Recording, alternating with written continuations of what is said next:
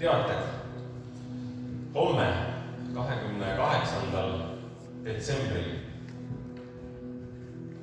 Homme, 28. detsembril on üks põnev päev, põnev tegemine.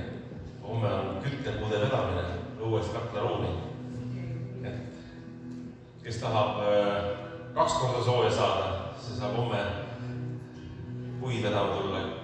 Ja alustamegi juba kella 3. Kell 3 homme alustame puudeveoga.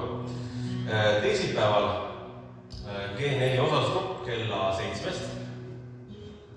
Garnisoni tänav 4.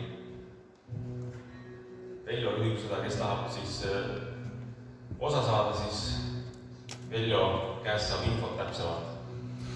Kolmapäeval kella 10 palvehommik. Nüüd reedel noortekat ja palveõhtut ei toimu. Et see on siis uue aasta esimene päev. Saate kõik kodus palvetada ja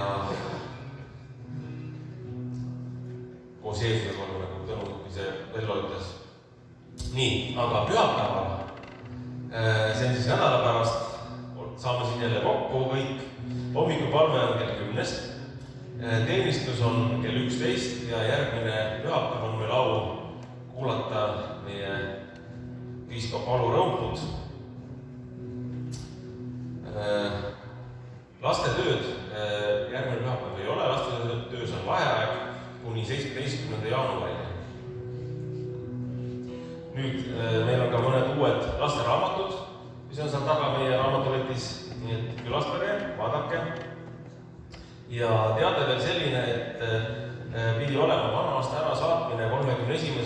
aga seoses selle eriolukorraga me jätame selle ära ja saame siis oma vana aastat vastu võtta väiksemas ringis perega või siis kodus üksinda. Aga tänu Jumalale